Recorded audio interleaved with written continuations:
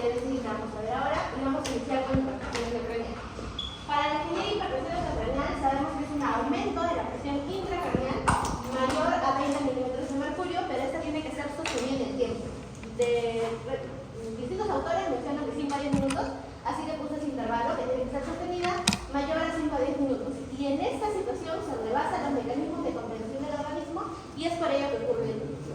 Los valores normales son en adultos menos de 15, en niños 3 a 7 y en neonatos de 1.5 a 6. La etiología puede darse a nivel de parénquima, a nivel de vascular, ya sea venoso o arterial, y a nivel de líquido cefalorraquídeo, pero básicamente los podemos agrupar en estos dos grandes grupos que son las causas primarias o las causas intracraneales, donde pueden entrar los traumas, los tumores, las hemorragias que son de tipo no traumático como los aneurismas, los encefalomeningitis, entre otras. Y las causas secundarias que son extracraneales, que van a ser pues, una afección a otro nivel del organismo que van a causar secundariamente un aumento de la presión intracraneal. Como puede ser la hipoventilación, los cambios de oxígeno y los cambios de dióxido de carbono, la hipertensión, la obstrucción de la vía aérea, algún desorden metabólico, convulsiones o hipertirexia. Hablando de la fisiopatología, recordemos que la bóveda craneal en un neonato, desde que comienza a hacer el cierre de estructuras, de las estructuras, esta se vuelve ya una bóveda rígida que es de un volumen inalterable y en sí es una estructura que va a ser inextensible. Por otro lado, ¿qué existe dentro de esta cavidad? Hay el contenido intracraneal que está compuesto en un 80% por el parénquima cerebral, el líquido cefalorraquídeo el 10% y otro 10% que es la sangre. Este contenido, que va a ejercer una presión, como se puede ver aquí, hacia el componente óseo, que en este caso es la bóveda craneal, va a generar lo que se conoce como presión intracraneal, que también tiene una fórmula que está por acá. La presión de perfusión cerebral es igual a la presión arterial media, que más o menos va de 750 milímetros de mercurio, menos la presión intracraneal. Es decir, cambios o aumentos en la presión intracraneana, manteniendo un mismo valor de presión arterial media, van a producir una disminución de la presión de perfusión cerebral, que normalmente se mantiene en un valor de 50-70 milímetros de mercurio. Si está baja por debajo de 50 milímetros de mercurio, ya nos vamos a encontrar con una lesión isquémica y edema cerebral. A todo esto debemos hablar de la teoría de Monro-Kelly, que es básicamente la fisiopatología de lo que es la hipertensión intracraneal. Esta nos dice que dentro de todo este contenido intracraneal está compuesto por líquido cefalorraquídeo, parénquima cerebral y el volumen sanguíneo, que a su vez está dividido en venoso y arterial. Todos estos conviven en este mismo ecosistema y lo ideal es que ninguno de ellos altere su volumen para que la presión que se encuentra aquí se mantenga en el mismo valor.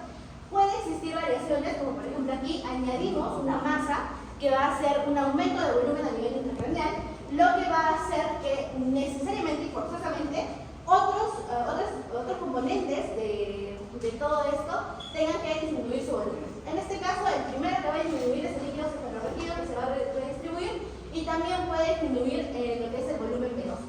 Ambos, como pueden ver, van a disminuir sus porcentajes para que no haya una alteración de este nivel. Este es un estado compensado, donde la presión intracraneana va a mantenerse sus mismos valores. Caso contrario, cuando la masa ya llega a ser tan grande, o lo que sea que esté ocasionando un aumento de la presión, que ni la redistribución de líquidos cefalorraquídeo ni el volumen venoso van a poder compensar y este sistema va a colapsar, así que la presión ya no va a poder mantenerse en sus niveles estables y se va a disparar. Aquí estamos en un estado descompensado. Los mecanismos compensatorios que se usan entonces son varios, pero son dos los principales. La autorregulación de la vascularización cerebral, que básicamente es la modificación de la resistencia venosa.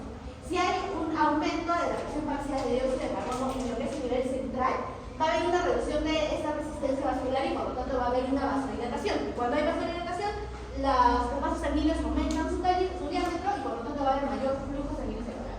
Lo contrario, que si hay menor dióxido de carbono y aumento de la resistencia, se va a generar más descompensación. En lo que es derivación de líquidos cefalorraquídeos, sabemos que es un líquido que fluye unilateralmente en todo este componente y se puede redistribuir a nivel de tejidos venosos, del espacio supranuclear, que es muy expandible, o a nivel de las regiones espinales. Tenemos también la curva de presión volumen intracraneal, donde tenemos el componente de volumen intracraneal y el componente de presión intracraneal. En la primera fase, en la fase inicial, que también es llamada fase de compensación, vamos a tener una alta confianza y una baja elastancia. A este nivel, el volumen, si se dan cuenta, está aumentando en grandes proporciones y sin embargo la presión intracraneal no aumenta, se mantiene lineal.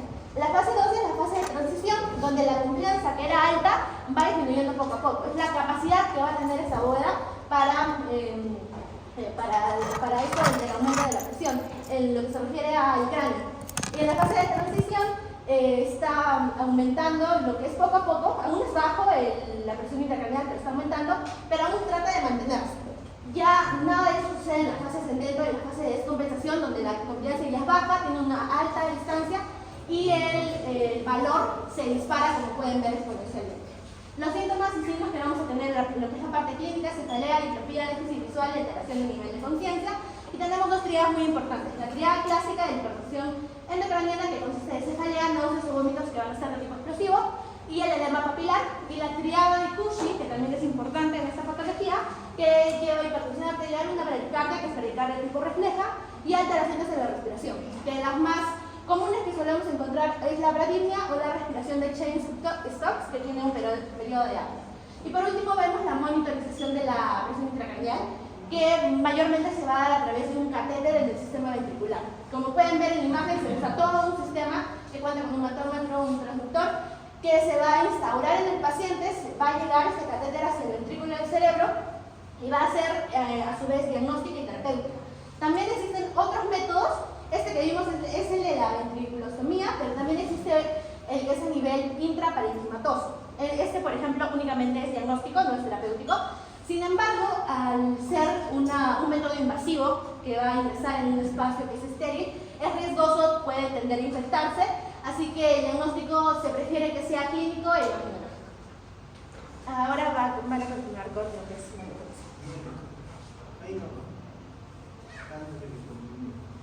¿A qué se define compliance cerebral? La compliance es la capacidad que va a tener en este caso la bóveda para poder expandirse. Compliance cerebral. La compliance. No estamos hablando de bóveda. Ya, pero era la capacidad que tiene para poder extenderse. Es la capacidad del cerebro, del parénquima, para poder aumentar su volumen. ¿Y qué es elastasia? Esta es la resistencia que se va a oponer a este aumento de volumen. Pero no hables de bóveda craneal, es del parénquima cerebral.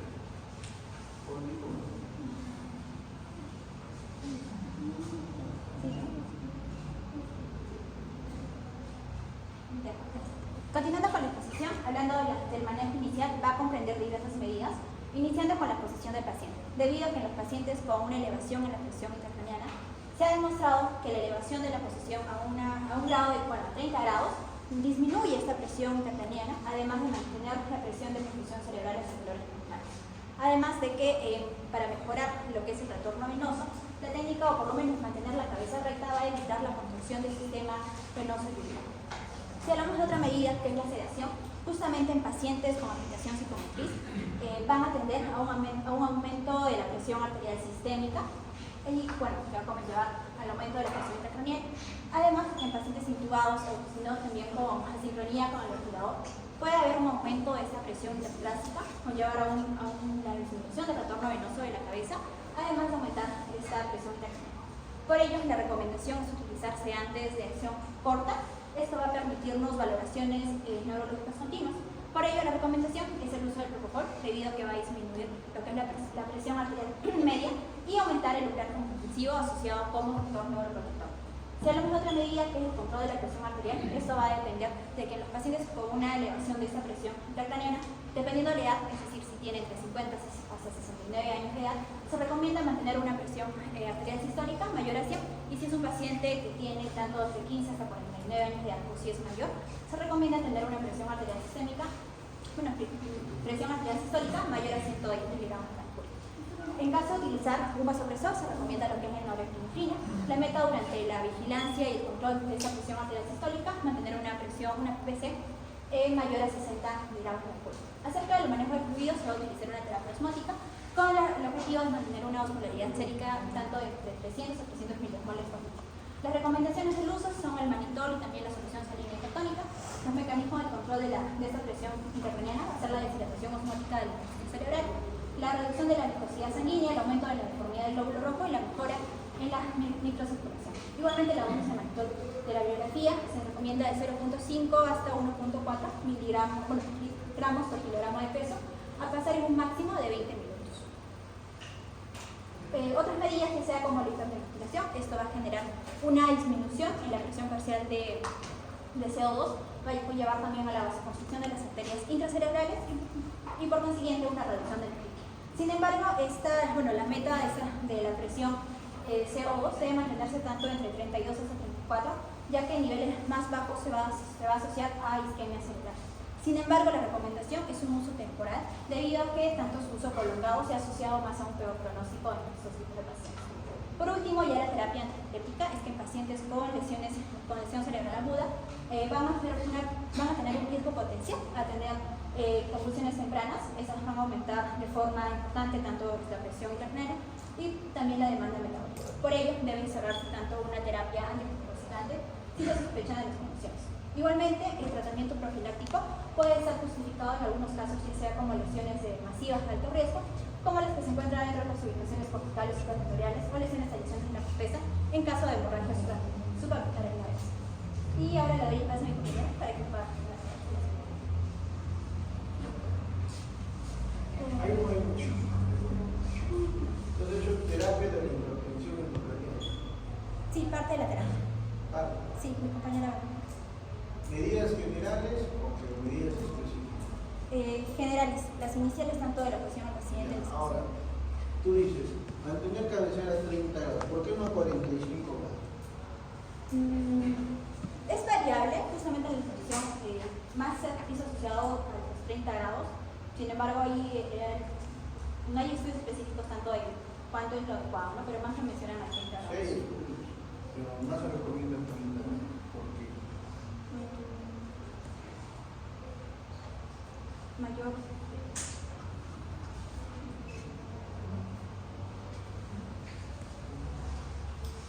Más es por el retorno, no por la presión cardíaca. Con la presión cardíaca se ha visto que a 90, a 45, a 30 o a 0 grados, el corazón va, si necesita tener más fuerza ventricular, gas, pero el retorno venoso se ha visto que a 30 grados hay menor retorno.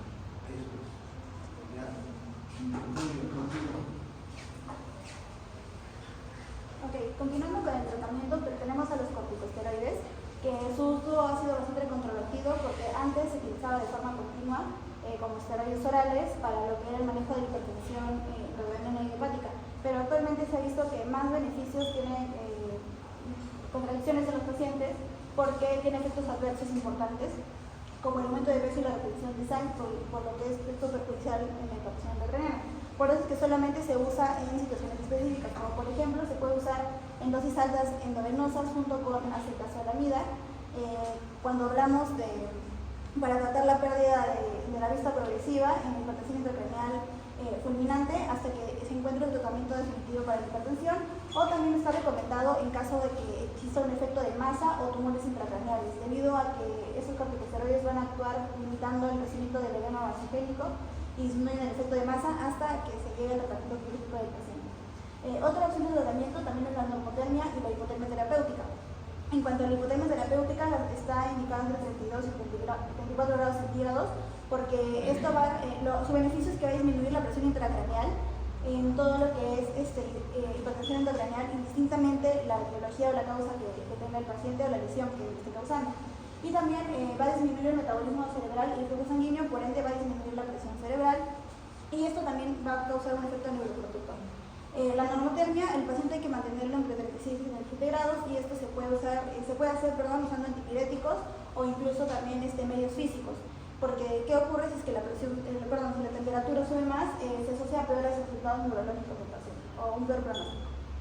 Y cuando ya hablamos de métodos quirúrgicos, tenemos a la craneotomía descompresiva, que es un procedimiento en el cual se va a retirar un trozo de hueso craneal y va a explorar una apertura en la dura madre para ayudar a la descompresión que va a tener el espacio intracraneal tras un trauma o algún tipo de edema. Para hacer este procedimiento hay que tener en cuenta tres cosas: la ubicación de la lesión, el hemisferio de la lesión y también el tamaño de la descompresión que se va a hacer. La técnica ideal es eliminar todo el hueso de la zona en donde está afectada, donde está el hemicráneo afectado, y hay dos tipos de descompresión, la primaria y la secundaria. La primaria es la que se va a hacer tras la evacuación del hematoma presente en el paciente, y el hueso que se retira no se coloca de manera inmediata, no se recoloca de manera inmediata, porque la presión igual puede seguir aumentando y al taparlo va a ser lo mismo que nada. Y la secundaria va a ser en los pacientes que ya han tenido un tratamiento previo, como los anteriormente mencionados por Liliana y los dos anteriores mencionados por mí, pero la presión no ha bajado de 20 milímetros de mercurio, por ende sigue con hipertensión y ya se le indica la granectomía. Hay tres tipos de granectomías descompresivas: la granectomía bifrontal, la granectomía unilateral y la granectomía bilateral, dependiendo del tipo de lesión. ¿Y cuándo está indicado? Cuando hay lesiones unilaterales, cuando hay contusiones, hemorragias intraurales o subdurales o lesiones de la línea media en caso de esto. Antes de ¿quién de ustedes habla de soluciones hiperosmolares en el tratamiento de los Yo no tengo el final de al final está claro, ¿no? En el edema vamos a utilizar parte del tratamiento. El tratamiento del edema También podemos usar. ya, continúa. Susan, ¿no? Sí. Bueno, prosiguiendo con el seminario, ahora vamos a hablar de una de las manifestaciones de esta patología hipertensiva, que son las hernias cerebrales. Bueno, las hernias o las emociones cerebrales son una de las complicaciones de esta patología hipertensiva intracraneal debido a su alta tasa de mortalidad. En cuanto a la etiopatogenia, se le puede atribuir causas subyacentes como toda patología que intervenga que altere el volumen intracraneal o la presión intracraneal. Pueden ser un edema cerebral, los tumores o las hemorragias. Y en cuanto al diagnóstico, la TC y la resonancia magnética son las técnicas de imagen de lesión para establecer el diagnóstico y también permite identificar el tipo de hernias, en el caso de que se trata de una hernia o de un edema, las estructuras anatómicas implicadas, el origen de las mismas y su mecanismo de producción y complicaciones asociadas. Un poco de la anatomía cerebral. Existen 6 tipos de herniaciones cerebrales. La más común es la hernia subfalcina. También tenemos la hernia transtectorial descendente unilateral y la descendente bilateral. También está la extracraneal y la transtectorial ascendente, y la tonsilar o bilateral. En cuanto a la hernia subfalcina, este es un desplazamiento de la línea media o de un giro, en realidad, un giro medial del giro singular o una hernia singular, y este es el tipo de hernia más frecuente. Este giro o esta herniación del giro singular se da por debajo de la hoz del cerebro y generalmente es secundaria a una lesión expansiva, ya sea del lóbulo frontal, parietal o temporal, que condiciona un efecto de masa y que básicamente hace eso, desplazar la línea media del cerebro. Luego, esta hernia puede producirse de forma aislada y se asocia a otros tipos de hernias, ¿no? Principalmente la transsectorial descendente. Por ejemplo, en este caso clínico es un paciente de 70 años con un hematoma subdural, que es la flecha verde que vemos ahí, en una fase subaguda, hemisférico derecho, y este va a hacer que la línea media del cerebro se desplace, como vemos la línea roja. Esta línea naranja es el giro medial de la circunvolución singular, y vemos un desplazamiento de la línea media, también el colapso de los ventrículos laterales, y como medida compensatoria el ventrículo contralateral se ensancha. Y este es una paciente de 21 años que tiene un patrón respiratorio normal. Ya mencionaron que puede ser chain stop o apnea. Tiene también cefalea, náuseas, vómitos y pérdida de la conciencia. Al examen físico hay una midriasis abreactiva simétrica y el diagnóstico es una hernia cerebral amigdalar. Sería esta de acá. Y esta es una tomografía normal. Vemos una resonancia magnética. Y vemos aquí la diferencia en esta región, que es la herniación.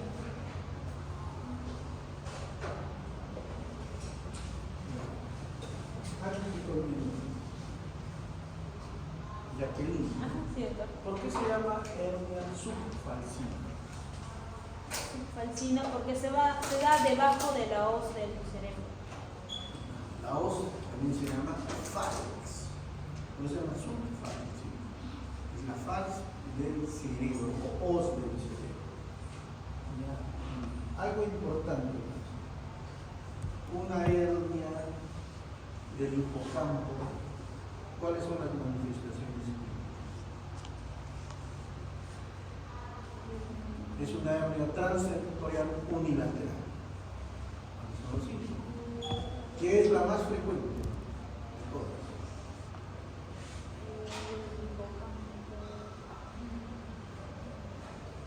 Sería una alteración en todo lo que es sistema de coordinación. Hay alteración del sensorio, hay midriasis unilateral y hemiparesia contralateral. Que es lo más frecuente que se da en los hematomas epidurales, urales. Eso es importante. ¿Cómo llegan los pacientes más frecuentemente con ese tipo de hernia transsectorial unilateral? Eso sí. Muy bien. Continuamos. Bueno, ahora vamos a hablar de edema cerebral. Ya, ahora vamos a hablar de edema cerebral. Hay distintos mecanismos para un edema cerebral. Vamos a tener vasogénico, citotóxico, intersticial, osmótico. El vasogénico va a ser una falla, una alteración en la barrera hematoencefálica. Por ende va a haber un aumento de permeabilidad y una extravasación de líquido. ¿Okay? Las causas más comunes son tumores, inflamación, infecciones, también traumas. Acá podemos ver vamos a ver un tumor y una zona hipodensa que vendría a ser el edema. Debemos tener citotóxicas, que va a ser por una falla metabólica o por un daño en el tejido, por una falla metabólica, una alteración en la bomba subepotásica de grasa, la producción de una salida del líquido intracelular. Vamos a ver acá, igual una zona hipodensa, ligeramente. Tenemos las causas más comunes son la isquemia, el infarto, es la causa más común, es la hernia más común después de un trauma con la hemorragia impulsiva. También vamos a tener intersticial, se va a producir por un aumento de flujo de líquidos en los raquídeos, va a producir un aumento de presión en los ventrículos y este va a ir filtrándose por los ventrículos y se va a ir colocando, acumulando en la zona periventricular. La causa más común es la hidrocefalia. La osmótica se va a dar por un plasma hiposmótico en comparación con el tejido cerebral, que va a ser en comparación va a ser hiperosmótico. Se suele dar en la hemodiálisis y en la corrección rápida de sodio, ¿no? Bueno, en la clínica, dependiendo del síndrome que tenga, el síndrome anémico que tenga, va a presentar la clínica, por lo general producir paresias, jalea, puede producir vómitos y alteraciones de la visión, ¿no? y en la conciencia. Ya. Tratamiento. Debemos tener en cuenta que hay valores que no pueden variar mucho, que no deberían de moverse. Por ejemplo, la presión intracraniana no puede ser mayor o no puede superar los 20 milímetros de mercurio, y la presión de perfusión cerebral no puede ser menor de 60 milímetros de mercurio, por ejemplo, el isquemia. Vamos a tener medidas generales específicas. Las medidas generales, algunas ya se han mencionado, como la posición, 30 grados, ayudaría disminuyendo cerca de 1 milímetro de mercurio en la presión intracraniana. También tendríamos que tener en cuenta la presión arterial sistémica, si está muy baja, colocar la adrenalina. También tener cuidado con la presión de retorno venoso, por lo que utilizarían fluoruro de sodio al 9%. En caso de que hubiera una hipertensión, colocar inhaladrina. También de forma anafiláctica, de forma preventiva, usaríamos fenitoína para evitar posibles confusiones. Ahora, en las medidas específicas se dividen en dos: primera línea y segunda línea. La de segunda línea es cuando, a pesar de las medidas terapéuticas que tomemos, no hay cambios importantes o se mantiene por encima de 20 milímetros de mercurio la presión intracraneal. En la primera línea vamos a tener la osmoterapia, el diurético osmótico mannitol, o también con una solución hiperosmótica, cloruro de sodio, que puede usarse desde el 2% hasta el 24%,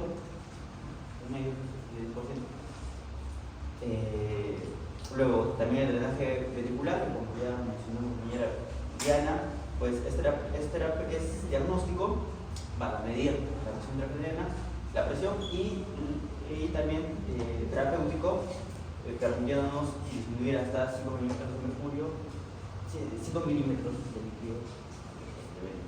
También los corticoides, en este caso los corticoides se recomiendan o van a ser efectivos en los edemas vasogénicos y no van a ser efectivos, no van a ser recomendados en los citotóxicos. En la segunda línea, después de no se ha podido controlar el edema, la hipertensión, se va a utilizar otras medidas, ¿no? La hiperventilación, mantener una presión de oxígeno de presión de CO2 entre 25 y 35 para tener una vasoconstricción y disminuir el flujo que llega al cerebro. Mantenerla siempre entre 25 y 35 para que sea una vasoconstricción controlada. Barbitúricos, tiopentales también para una vasoconstricción y disminuir el flujo. Y una hipotermia, también entre 32 y 34 grados centígrados. Y como última medida, la cranectomía. ¿Dónde leí todo eso? ¿Todo esto? Un artículo. ¿Dónde leí que para las convulsiones se da fenitoína? La guía del 2021, hasta donde yo he leído, no ha salido la hipertensión intracraneana de Journal, dice que para las convulsiones primarias se da lorazepam. Fenitoína damos acá, en Perú, porque la mitad del mundo tenemos lorazepam endovenoso. El más fuera del país, México, Brasil, Colombia, por lo menos Bolivia, Ecuador, Venezuela, pero los demás países latinos, si tú ves, hay dos escuelas, la americana y la escuela europea. Las dos escuelas usan el lorazepam. No la fenitoína.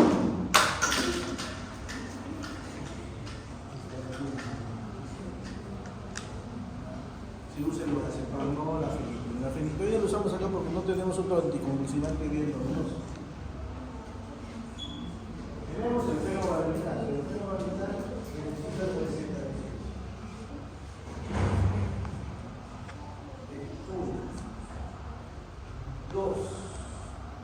Los usos para presión arterial en Anapril. Los YECAS no están indicados en los pacientes con pacientes neuroclínicos. Son los beta bloqueadores. ¿Y cuál de ellos? El acelerador. Esta diapositiva, sáquenla de la. Por eso les estoy diciendo. En la terapia en la osmoterapia, tenemos el mannitol y la solución salínica hipertónica. El mannitol, ¿a qué porcentaje? Al 20%. Al 20%. Dosis del mannitol. 0.25 a 1 gramo por kilo de peso por dosis. ¿Ya? ¿Qué es el efecto reológico del mannitol?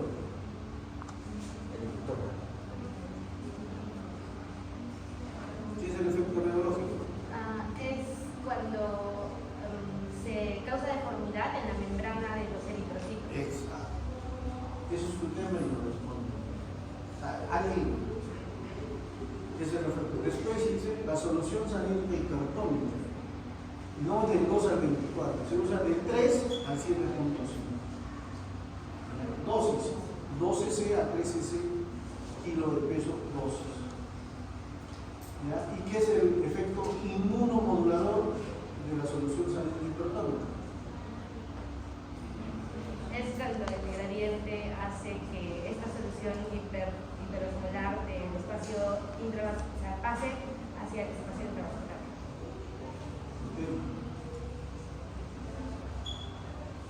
Los corticosteroides, solamente está demostrado los corticosteroides ¿dónde? Trauma craneoencefálico o no. Hemorragias oratorias, la hiperventilación, sí, los barbitúricos. El tiopental, el pendular es el coma barbitúrico, la hipotermia, el 32-34, la clenectomía. Y fuera de estos hay muchos más. La glucosa. La hemoglobina. ¿Cuánto es la hemoglobina ideal en un paciente? De orina y con hipertensión endocrinal. ¿Por arriba de cuánto tiene que? Esas son medidas generales. ¿Cuántos? Por arriba de 10. Por arriba de 10.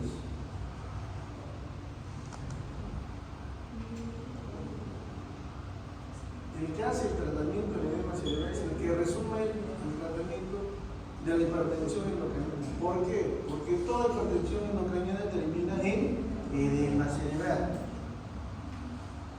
Los tumores, la hemorragia cerebral, el trauma craneoencefálico, la hidrocefalia. ¿Qué tipos de edema hay?